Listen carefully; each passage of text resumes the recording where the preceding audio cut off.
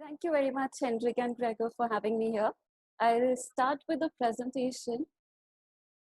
And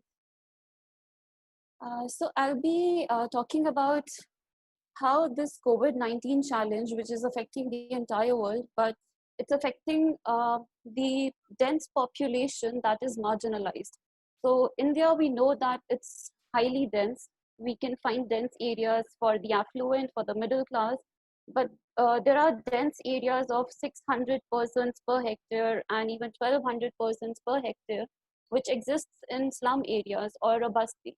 And this image is showing a typical layout or haphazard layout of a basti. And you can see that there is tiny bits of space in the area, and this particular space, it's not enough to practice the norm of social distancing, because each house or each person has a space of 8 square meter in which they are living, they are cooking their food, they are bathing, and as well as practicing every other sort of activity that we do.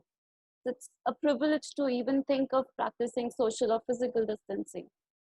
And this is an example of an image which shows that this blue compartment, it's actually a mobile toilet which has been provided by the city government for a slum area in Delhi. And right next to the toilet, you find people who are bathing, who are washing their clothes and also dumping the waste. So this is kind of an only open space, only public space, which the elders as well as the children are using for all sorts of activities. And in this sort of environment, when we talk about planning for healthy living, planning for pandemics, or responding to a situation which has far-reaching effects more than the pathological effects of the COVID-19, it's really tough.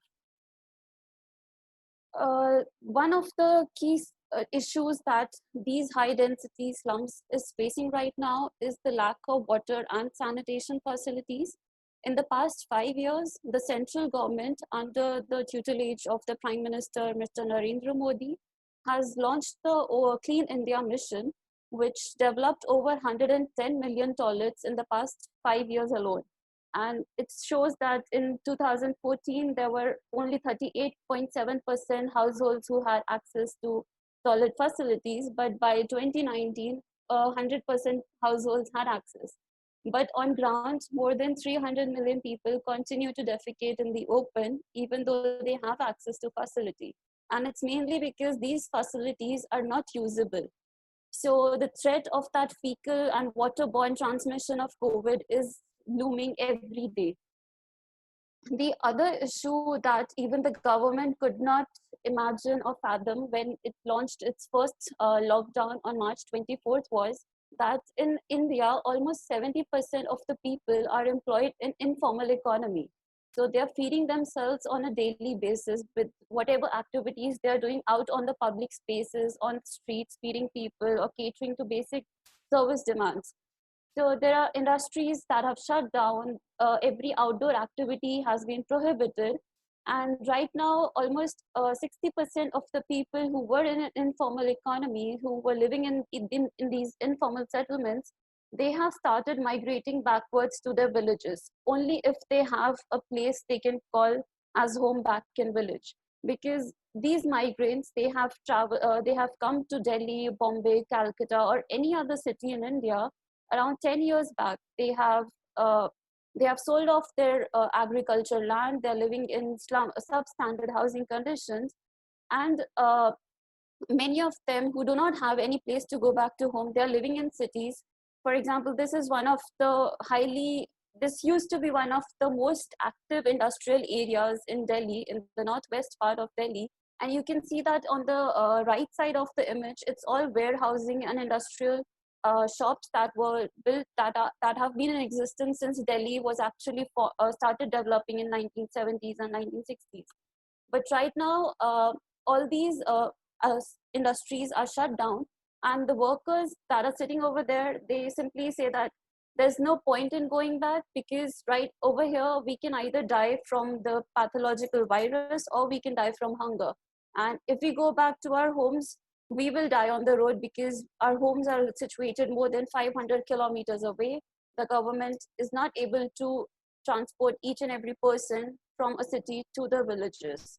And this is a kind of situation that the entire country is seeing right now, that people are migrating and traveling on foot in 40 degrees Celsius plus environment at the moment. So this is the kind of situation and the challenge that India, especially the informal settlements, are facing right now. But there have been several measures by the NGOs as well as the government to provide aid packages.